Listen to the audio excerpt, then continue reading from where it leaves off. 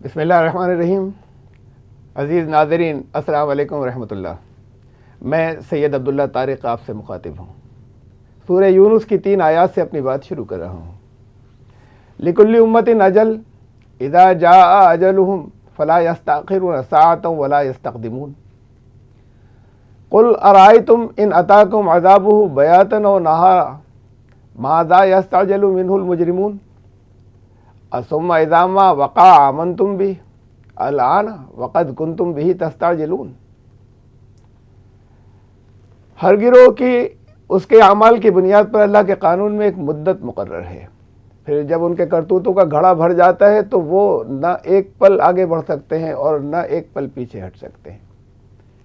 کہہ دو کہ بھلا دیکھو تو اگر تم پر اس کا عذاب دن یا رات کو آ جائے تو عذاب میں سے کون سی ایسی چیز ہے کہ مجرم اس کو جلدی مانگتے ہیں؟ کیا پھر وہ جب آ چکے گا تب اس پر ایمان لاؤ گے؟ تب تو زبان حال یہ پکارے گی کہ اب مانتے ہو، اور تم تو اس کی جلدی کیا کرتے تھے۔ اس تمہید کی تفصیل یہ ہے کہ محمد رسول اللہ صلی اللہ علیہ وسلم کے وطن کے بعد اسلام سب سے پہلے سرزمین ہند میں داخل ہوا۔ جب شام، عراق اور مصر میں اسلام نہیں پہنچا تھا، مالابار کے ساحل پر صحابہ کرام کا قافلہ اتر چکا تھا۔ وہ تاجر بھی تھے اور داعی بھی۔ تقریباً 1 صدی تک جنوبی ہند میں دین حق بغیر کسی مزاحمت کے پھیلتا رہا، لیکن اس کے بعد مسلمانان ہند اپنے اصل مقصد سے غافل ہو گئے۔ انہوں نے مدارس کے جال پھیلائے جو طلبہ کو اپنے اپنے مسالک کے مسائل کے حافظ بناتے تھے، لیکن امت مسلمہ کے اصل مقصد کا شعور بیدار کرنے سے وہ غافل رہے۔ فرض عین کو انہوں نے فرض کفایہ قرار دیا تھا۔ اب جب عذاب کی آمد کے گھنٹے چاروں طرف بجنے شروع ہو گئے، تب بھی کچھ ہی گنتی کے چند گروہوں کے کانوں تک اس کی آواز پہنچی ہے۔ ابھی زیادہ عرصہ نہیں گزرا جب مساجد کے باہر بچوں کو گود میں لیے برادران وطن کی قطاریں ہوتی تھیں کہ باہر نکلنے والے نمازی ان پر دم کر دیں۔ اب نمازیوں کے دم کرنے پر ان کا اعتماد نہیں رہا۔ جب ٹرینوں میں نماز کے لیے برادران وطن اپنی سیٹیں چھوڑ کر کھڑے ہو جایا کرتے تھے، وہ گنجائشیں اب ختم ہو چکی۔ جب اپنے گھروں، جلسہ گاہوں اور حتیٰ کہ اپنے مذہبی پروگراموں میں بھی سناتن دھرمی غیر مسلم بھائی نماز کے لیے چادر بچھوا دیتے تھے، وہ اب قصہ پاری نہ ہے۔ جب رام جنم بھومی کے عدالتی کیس کے فریق بھی ایودھیا میں بابری مسجد کے فریقوں اور دیگر مسلمانوں کے لیے مندروں میں افطار پارٹی کا انتظام کرتے تھے، اور افطار کرنے والے ہندوؤں میں بھی کبھی کبھی کوئی ہندو بھائی اپنے اس دن روزے دار ہونے کا اعلان کرتا تھا، اب وہ سلسلے تاریخ کے اوراق میں گم ہیں۔ جب کبھی کبھی بازاروں میں کوئی ہندو خریدار کسی مسلمان دکاندار کا کالر پکڑ کر شور مچاتا تھا کہ دیکھو یہ مسلمان ہو کر جھوٹ بول رہا ہے، اب وہ سب مسلمانوں کو جھوٹا سمجھتے ہیں۔ اب دعوت دین کو فرض کفایہ کہنے والے اور عالمیت و فضیلت کی اسناد تقسیم کرنے والے بھی اس فکر میں ہیں کہ اس ملک میں دعوت کا طریقہ کار سمجھ میں آ جائے۔ میرے درد کو طنز مت گردانیے گا، وہ قیامت بہت قریب ہے جس میں اسی زمین پر قوموں کے فیصلے ہوتے ہیں۔ یا اس ملک کے لوگ اجتماعی طور پر حق کو قبول کریں گے، یا اگر ان پر اتمام حجت نہیں ہو سکا تو انہی کو مسلمانوں پر عذاب کا ذریعہ بنایا جائے گا۔ اس موضوع پر اگر آپ مزید تفصیل جاننا چاہتے ہیں تو یوٹیوب پر علامہ سید عبداللہ طارق ڈالیں اور مندرجہ ذیل عنوانات سرچ کر لیں۔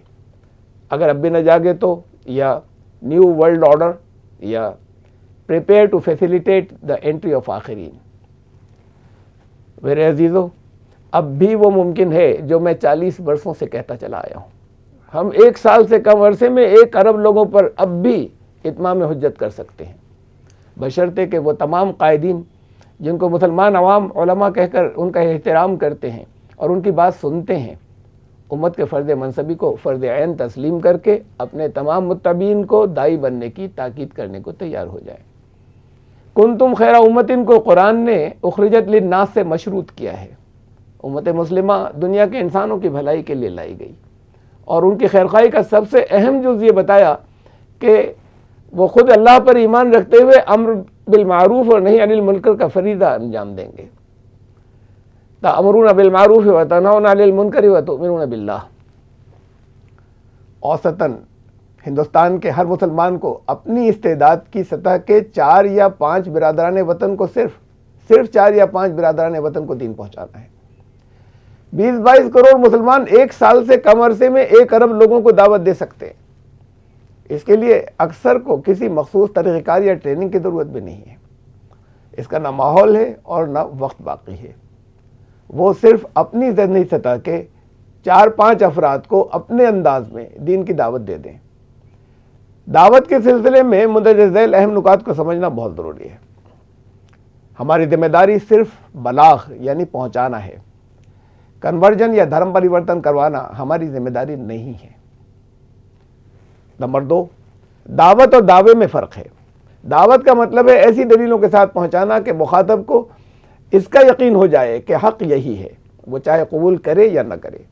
اسی کو حجت پوری کرنا کہتے ہیں۔ ظاہر ہے اس کے لیے انفرادی روابط کی اہمیت مسلمانوں کو سمجھانی ہوگی۔ مسلمان اپنا رویہ تبدیل کریں اور اس کے لیے مندرجہ ذیل امور کا خیال رکھنا بے حد اہم ہے۔ نمبر 1، اسے یاد رکھیں کہ زمین پر وہی ٹھہرتا ہے جو انسانوں کے لیے نفع بخش ہوتا ہے۔ وَأَمَّا مَا يَنْفَعُ النَّاسَ فَيَمْكُثُ فِي الْأَرْضِ، ہم سے نہ صرف یہ کہ لوگوں کو نقصان نہ پہنچے بلکہ یہ لازم ہے، یہ ضروری ہے کہ نفع پہنچے۔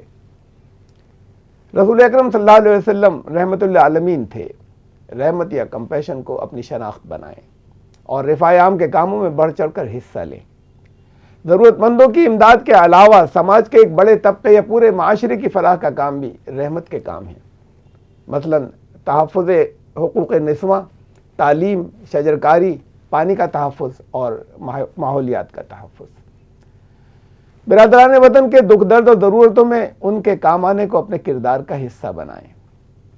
نبی اکرم صلی اللہ علیہ وسلم نے متنبہ فرمایا تھا کہ دین میں تشدد اختیار کرنے والے ہلاک ہو گئے۔